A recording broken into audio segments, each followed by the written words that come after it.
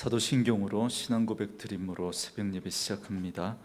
전능하사 천지를 만드신 하나님 아버지를 내가 믿사오며 그 외아들 우리 주 예수 그리스도를 믿사오니 이는 성령으로 잉태하사 동정녀 마리아에게 나시고 본디오 빌라도에게 고난을 받으사 십자가에 못 박혀 죽으시고 장사한 지 사흘 만에 죽은 자 가운데서 다시 살아나시며 하늘에 오르사 전능하신 하나님 우편에 앉아 계시다가 저리로서 산자와 죽은 자를 심판하러 오시리라. 성령을 믿사오며 거룩한 공회와 성도가 서로 교통하는 것과 죄를 사하여 주시는 것과 몸이 다시 사는 것과 영원히 사는 것을 믿사옵나이다. 아멘. 이 아침에 우리에게 주시는 하나님의 말씀은 역대하 32장 24절에서 마지막 32절 말씀까지입니다. 역대하 32장 24절에서 마지막 33절 말씀까지.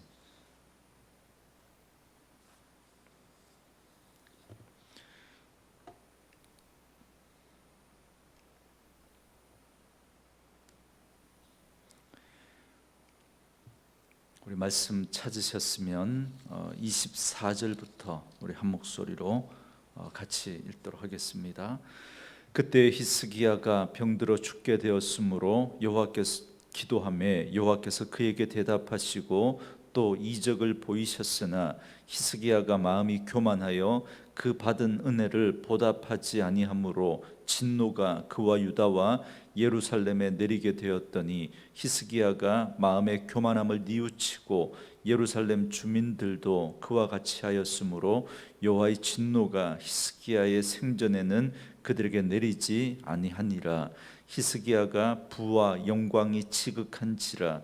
이에 은금과 보석과 향품과 방패와 온갖 보배로운 그릇들을 위하여 창고를 세우며 곡식과 새 포도주와 기름의 산물을 위하여 창고를 세우며 온갖 짐승의 외양간을 세우고 양떼의 우리를 갖추며 양떼와 많은 소떼를 위하여 성읍들을 세웠으니 이는 하나님이 그에게 재산을 심히 많이 주셨음이며 이 히스기야가 또 기혼의 윗샘물을 막아 그 아래로부터 다윗성 서쪽으로 곱게 끌어들였으니 히스기야가 그의 모든 일에 형통하였더라.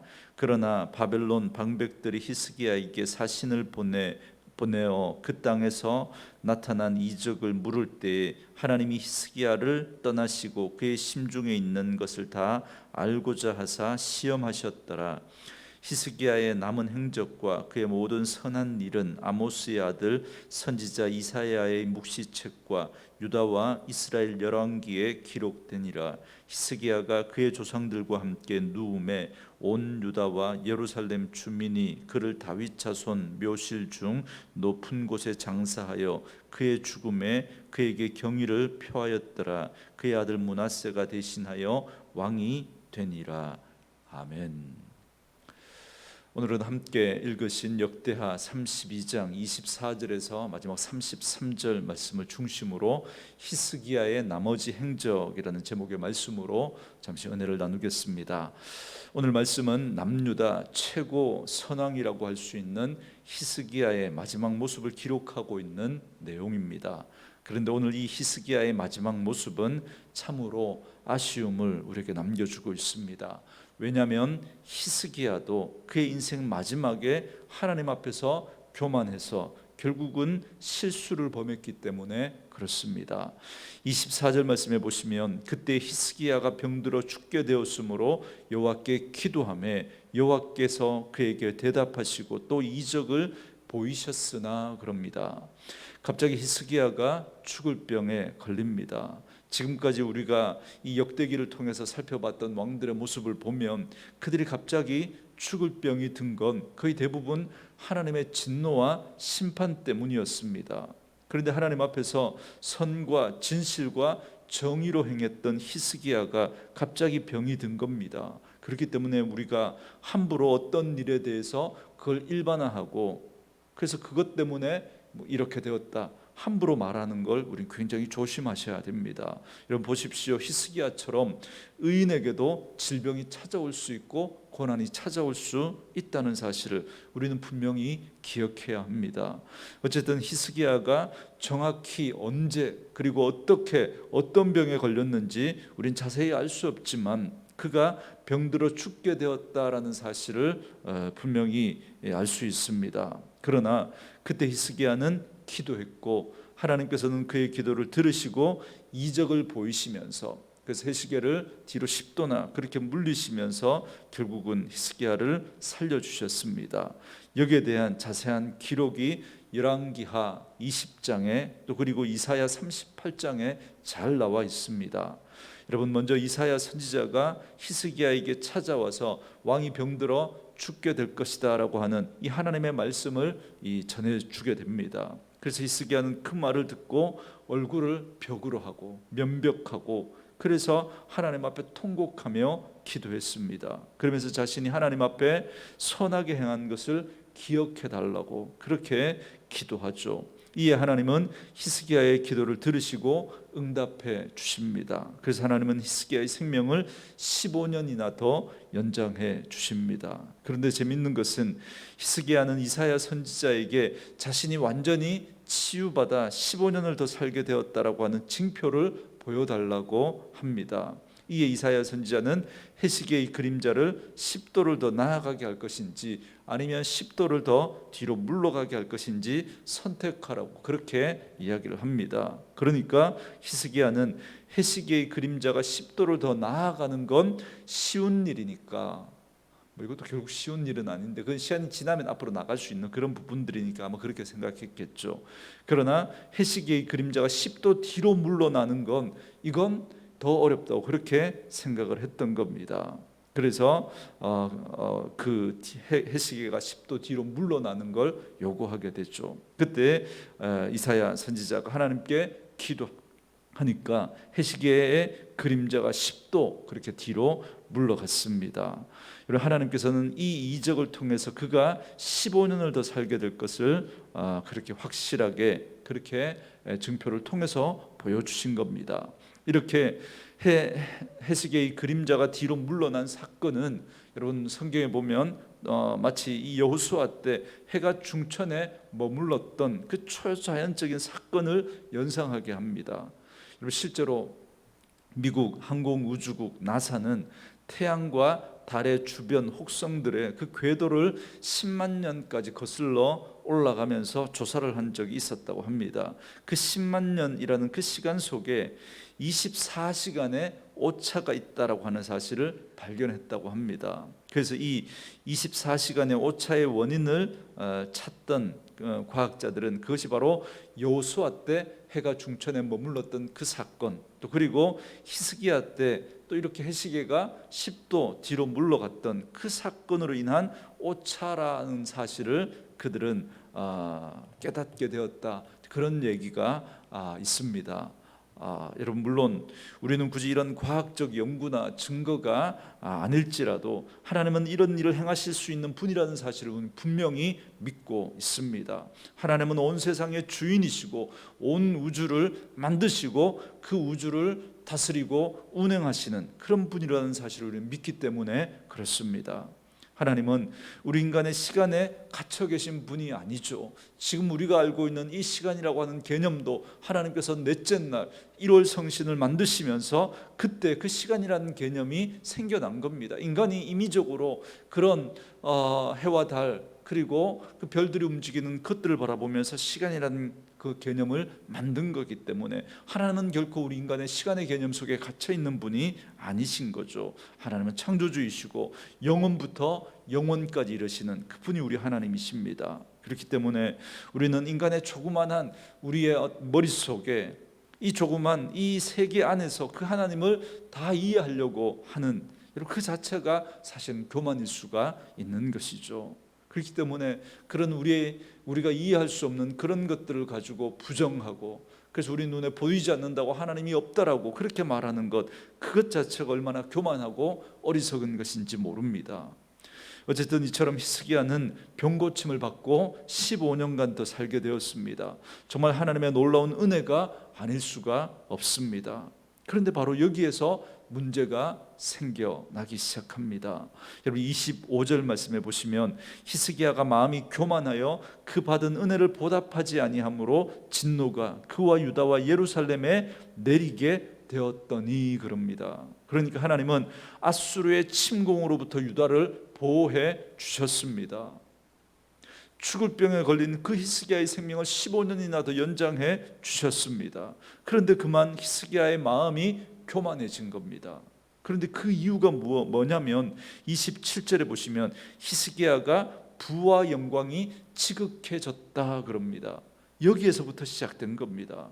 우리는 남유다의 역사를 통해서 우리가 그 왕들, 그 선왕들의 그 모습들을 보면서 부와 영광을 얻는 것이 얼마나 위험한 것인지를 우리는 계속해서 보았습니다.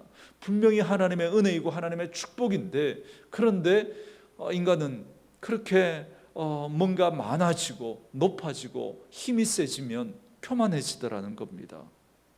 그래서 그 신실했던 그 왕들이 겸손을 잃어버리기 시작하고 교만해지면서 하나님으로부터 멀어지고 그러면서 죄를 짓게 되더라는 겁니다. 여러분 안타깝게도 히스기야도 예외가 아니었습니다. 히스기야도 마찬가지였던 거죠. 하나님의 은혜로 아수르 군대를 물리치니까 이로 인해서 주변 나라들이 동맹을 맺기 위해서 예물과 보물을 가지고 막 찾아오는 겁니다. 당시 세계 최강대국이 바로 아수르 아닙니까? 그 아수르를 하나님의 은혜로 물리치게 된 겁니다. 그래서 그 아수르가 그 남유다를 침공했다가 그 전쟁에서 지면서부터 아수르는 급격히 쇠락하기 시작합니다.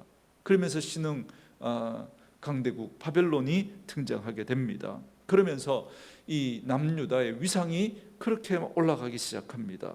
주변에 많은 나라들이 찾아와서 예를 표하고 그렇게 예물과 보물을 가지고 찾아오니까, 그러니까 이 남유다 히스기야 때 그 부와 영광이 극에 달했습니다. 그러자 마음이 교만해져서 하나님의 은혜를 잊어버리기 시작한 겁니다.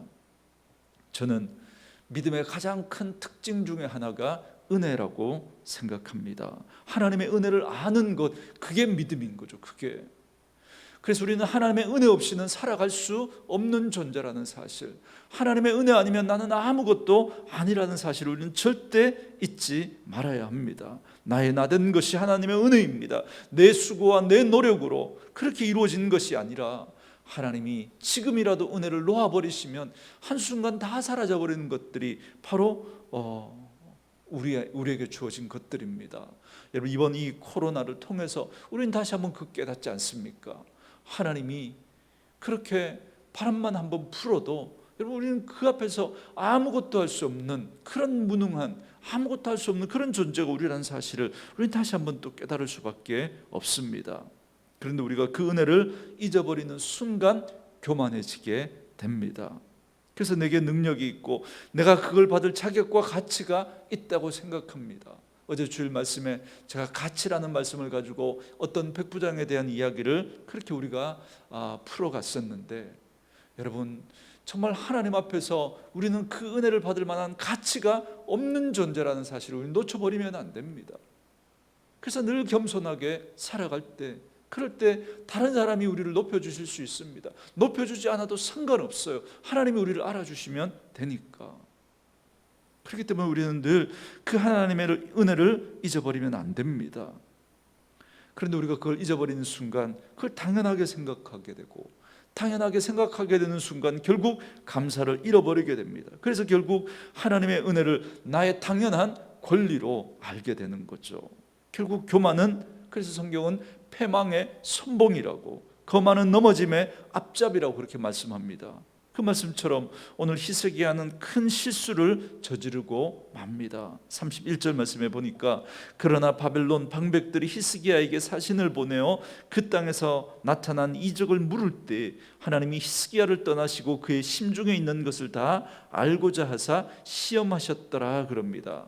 바벨론 왕 이 브로닥 발라단이 히스기야가 병이 나았다라는 말을 듣고 축하하기 위해서 사절단을 편지와 예물과 함께 보내왔던 겁니다. 그러자 히스기야는 그 바벨론 사신에게 보물고와 군기고와 그리고 모든 창고들을 다 보여주는 겁니다. 히스기야가 오버한 거죠. 마음이 업이 되어서 그 교만한 마음 때문에 자신이 얼마나 부와 영광을 그렇게 누리고 있는지 그걸 자랑한 겁니다. 사실 이건 31절 말씀에 보면 이 바벨론 사절단이 왔을 때 하나님이 히스기야의 마음을 시험한 겁니다. 그런데 히스기야는 하나님의 영광을 나타내지 않고 자기 영광을 나타낸 거예요. 자기 영광을. 자랑이라고 하는 것이 얼마나 무서운지 모릅니다. 하나님 앞에 드러내야 할 걸 그냥 내가 그 가로채는 게 그게 자랑이거든요. 히스기야가 그것 때문에 넘어진 겁니다. 그래서 하나님이 진노하셨습니다. 그래서 이사야 선지자를 통해서 히스기야를 책망했습니다. 왕궁의 모든 소유가 하나도 남김없이 바벨론으로 옮겨지게 될 것이고 자손들이 바벨론으로 사로잡혀가게 될 것이라고 그렇게 하나님께서 이사야 선지자를 통해서 책망하시면서 말씀하십니다. 히스기야는 그제서야 그 말씀을 듣고 회개했고 이것도 은혜죠. 그리고 백성들도 회개를 했습니다. 그래서 하나님은 긍휼을 베푸셔서 히스기야 생전에는 그 심판을 내리지 않습니다. 그 일은 100년 뒤에 그렇게 이루어지게 됩니다. 여러분, 오늘 말씀을 통해서 우리는 하나님이 교만을 얼마나 싫어하시는지를 우리 다시 한번 깨닫게 됩니다. 교만은 하나님의 은혜를 놓치는 겁니다. 우리의 모든 것이 하나님의 은혜인데 하나님의 은혜 없으면 우리는 살아갈 수 없는 존재인데 그걸 잊어버리는 순간 우리는 교만해지는 거죠. 그러니까 우리는 교만의 정의를 세상 사람들이 생각하는 것처럼 어깨에 힘주는 그런 것으로 생각하시면 안 됩니다. 겸손한 것처럼 보이는데 그런데 우리가 하나님의 은혜를 잊어버리는 거죠. 당연하게 생각하고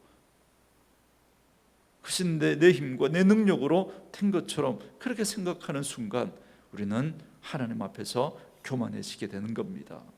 그래서 결국 자신의 능력으로 이루었다고 생각하는 거죠. 그렇기 때문에 우리는 형통할 때 우리가 다른 사람들보다 뭔가 많은 것들을 가지고 더 높은 자리에 올라갔다라고 생각되어질 때 그때 우리는 조심하셔야 됩니다.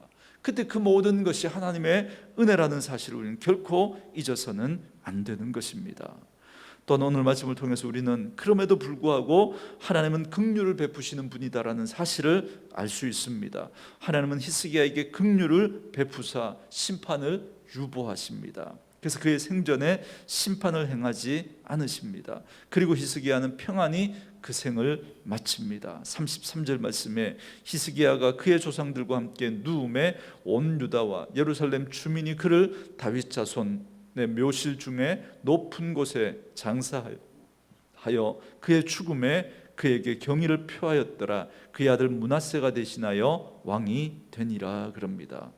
하나님은 히스기야에게 긍휼을 베푸셨던 거죠. 그래서 예루살렘 주민들은 히스기야의 묘실을 높은 곳에 모십니다. 그의 죽음에 경의를 표하고 있는 겁니다. 그렇기 때문에 우리의 연약함 속에서도 우리를 높여주시는 하나님, 그 하나님의 은혜가 있기에 우리는 연약함 속에서도 우리의 부족함 속에서도 오늘을 살아갈 수 있는 겁니다. 하나님의 은혜와 긍휼이 아니면 단 한순간도 우리는 살아갈 수 없는 그런 인생입니다. 그렇기 때문에 하나님의 은혜에 감사하며 감격하며 그렇기 때문에 우리는 더욱더 겸손하게 하나님과 동행하는 그러한 삶이 되어지기를 바랍니다.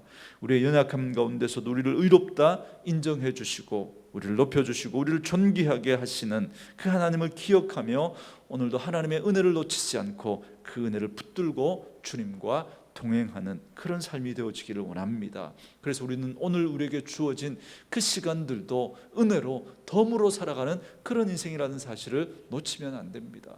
그거 놓치는 순간 히스기야의 그 덤으로 사는 인생 그 15년은 여러분 그렇게 복되지 않습니다. 그가 하나님 앞에 범죄하고 실수를 저지르고 그리고 이스라엘 남유다의 역사 가운데 가장 악한 왕 중에 하나인 므낫세라고 하는 그 왕이 그때 태어난 거예요. 그때. 여러분 얼마나 이게 아이러니입니까? 하나님의 은혜가 결국 남유다 그 역사 가운데 가장 악한 왕이 탄생하는 배경이 되어버렸다라고 하는 사실이 끝내 너무 아쉬운 거예요. 히스기야 인생을 보면서 오늘 우리의 인생에 그런 모습은 없도록 날마다 하나님의 은혜 놓치지 않고 그 은혜 붙들고 살아가는 저와 여러분 되어줄 수 있기를 주님의 이름으로 축원합니다. 우리 주신 말씀을 생각하면서 찬송가 312장 부르고 기도하는 시간 갖겠습니다. 312장입니다.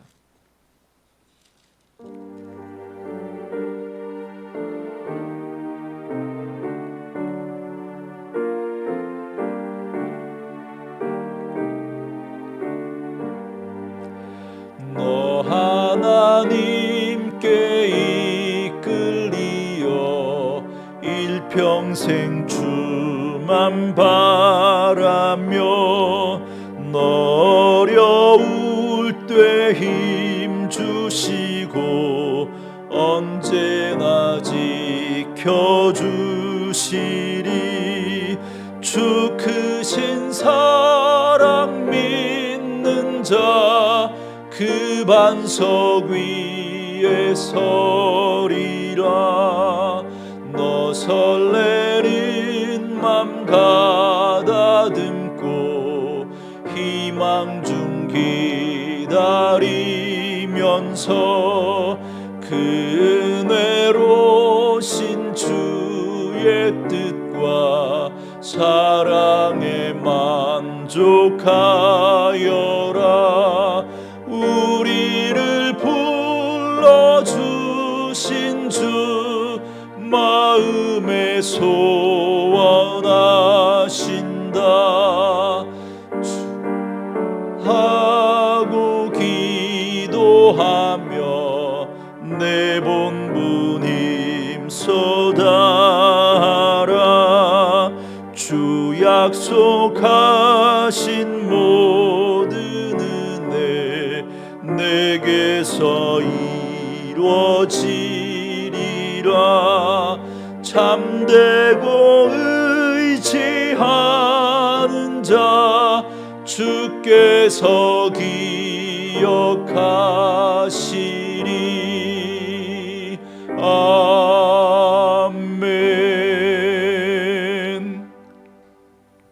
우리 주신 말씀을 생각하면서 우리 같이 한번 기도할 때요, 오늘 히스기야의 마지막 모습을 바라보면서 히스기야도 결국 그 부와 그 영광 때문에 결국 교만해서 실수하는 모습을 보게 됩니다. 그가 돌이켜 회개하긴 했지만 그러나 그 아픔이 너무나 크다는 사실을 우리는 보게 됩니다. 결국 100년 뒤에 그래서 그 바벨론에게 나라가 빼앗기고 많은 사람들이 포로로 끌려가게 됩니다. 그리고 그 15년 하나님의 은혜로 덤으로 주어진 그 인생 가운데 남유다 역사 가운데 가장 악했던 왕 이 므낫세가 태어나는 그런 배경이 되고 말았던 겁니다. 오늘 우리 인생을 돌아보면서 나의 나된 것이 하나님의 은혜라는 사실을 놓치지 않고 늘 그 은혜에 감사하며 감격하며 그 은혜에 보답하는 그런 삶을 살아갈 수 있는 저희들 되어줄 수 있도록 오늘도 남들보다 우리에게 더 주어진 것, 우리가 남들보다 더 많이 가진 것들이 있다면 하나님의 은혜라는 사실을 놓치지 않고 나를 드러내는 것이 아니라 하나님을 드러내고 하나님을 높여드리는 저희들 되어줄 수 있도록 은혜를 다하여 달라고. 그래서 우리의 남은 생애가 정말 하나님을 드러내는 복된 인생 되어줄 수 있도록 은혜를 베풀어 달라고 우리 같이 한번 기도하시고요, 오늘도 나라와 민족 우리의 선교지 올려드리면서 우리 함께 기도하시고 이 코로나 상황 속에서 이 코로나를 통해 주시는 하나님의 뜻이 무엇인지를 우리 겸손하게 생각하고 하나님 앞에서 우리를 돌이킬 수 있는 기회로 삼는다면 이 코로나 이 시간들은 우리에게 분명히 은혜의 시간이 될 것이고 또 새로운 시대를 맞이하게 되는 기회가 되어줄 줄 믿습니다. 우리 안에 그 벽을 넘어갈 수 있는 그런 태도와 자세를 가지고 우리가 이 시간들을 보낼 수 있도록. 그리고 이 3차 대유행 앞에서 어제 1000명이 넘었습니다. 지금 의료 병실이 중환자 병실이 부족해서 정말 우리가 우려했던 그 일들이 지금 현실로 지금 벌어지고 있습니다. 우리가 긴장의 끈을 늦추지 않고 우리가 더욱더 하나님 앞에 또 방역 수칙들을 잘 지켜갈 수 있도록 교회가 사회 근심거리가 되어지지 않도록 정말 안타까운 소식들이 여기저기서 들려옵니다. 일부 교회라고 하기에는 너무 많은 그런 교회들에서 집단 감염들이 계속해서 이어지고 있습니다. 너무 안타까운 거죠. 하나님 앞에 기도하면서 그런 일이 더 이상 반복되지 않도록 하나님 은혜를 베풀어 달라고 그렇게 우리 한번 기도하시고, 우리 다음 세대 우리 자녀들을 주님 앞에 올려드리면서 우리 주님 앞에 기도하시고 우리가 가지고 나온 기도의 제목들을 가지고 함께 기도하는 시간 갖겠습니다. 기도합니다. 살아계신 아버지 하나님, 감사합니다.